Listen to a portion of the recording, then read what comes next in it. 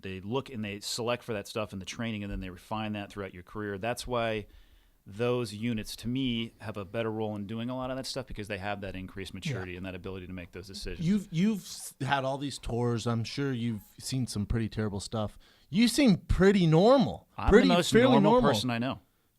A lot of other people have problems, but I don't have a single one. You have zero as far as PTSD. I can tell. That would be an interesting question to ask my wife. Let me just put it to you like that.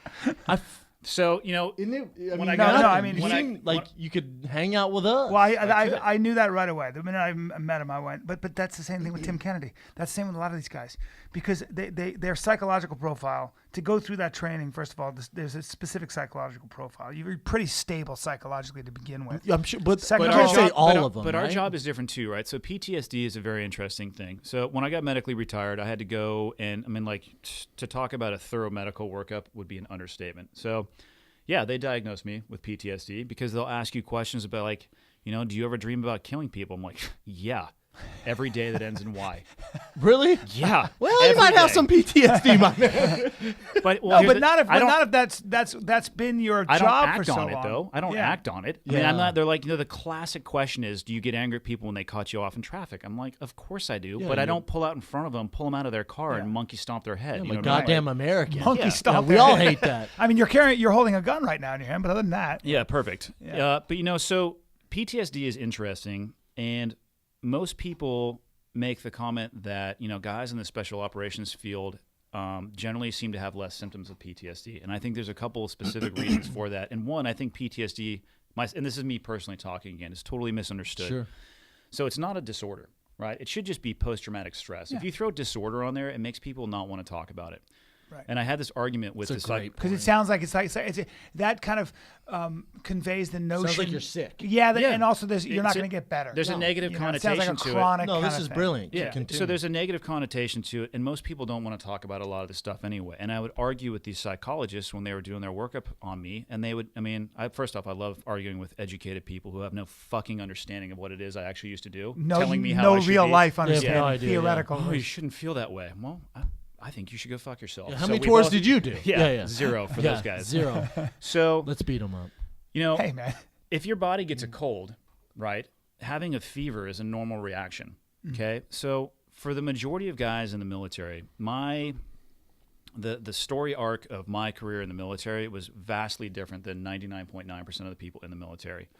The training that I did was hyper-realistic. We used, human-shaped targets, three-dimensional human-shaped targets when we could. We do force-on-force training with, wax bullets that hurt like a son of a bitch. It's like stress inoculation, they call it, right? Yeah, Like we do a ton of live tissue training. We'll injure animals under the proper. It's crazy the rules you have to go through, but under the proper care of the veterinarians. And you're doing, you'll go into a room and you'll engage targets, and then they'll introduce an arterial bleed on an animal on the ground. You got to dive in and switch gears from, your teeth are out to you got to put some gloves on and go to work. So to heal the animal, to stitch the animal. Yeah, because we're basically practicing on ourselves. We use animals that have the same, anatomy. As, What kind of animals we talking here? You don't have to say. There's like a shaved chimp on the ground. like retired MMA fighters.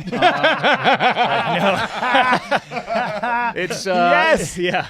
No, like pigs and goats. Is that Brendan Schaub? Pigs and goats. Pigs and goats, because they're anatomically, pretty close. So By the way, I eat the shit out of goats and pigs. yeah. So Well, keep they're going. euthanized afterwards. They're taking because you're injecting medicine into them. They're not even aware of what's going on. They're specifically for this purpose. But the And whole you're saving lives. You're practicing saving we are human practicing lives. saving lives. And then there's one huge difference in why I think Shaved chimp. yeah, why I think guys from our community suffer less of the issues of post-traumatic stress is when I go overseas and I get on a helicopter or I get in a vehicle, I am going expecting to encounter violence, right? So the psychologists that I would argue with, I think the term was the locus of control.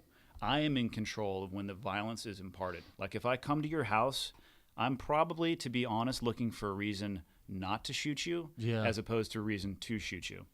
So take all that training with the fact that I generally, for the majority of the time, was able to determine when and when I would not encounter violence. Your average military guy who joins because they wanted the educational benefits of the GI Bill and doesn't have the training that I have, and I saw this in my last tour in Afghanistan, these guys were going up Route 1, which is just the main corridor in Afghanistan, and they're just getting vaporized in these vehicles with like 2,000-pound explosive, homemade explosive bombs. Jesus. They're sitting in the back with absolutely no control. And I can't even imagine how bad that would rattle your ears. And for those guys to come back and to have issues with that, it's not a disorder. It's normal. It's not It's normal. And that's my point. So if you got sick and your body didn't get a fever, that's a disorder. Coming in and dealing with that stuff with, I'm not going to say it's subpar training, but training that was different than the training that I got, and having issues on the tail end of that is normal. They got to remove the disorder portion of that, or it's always going to carry that negative stereotype, That's and people brilliant. just aren't going to want to talk That's about it. So fucking true, man.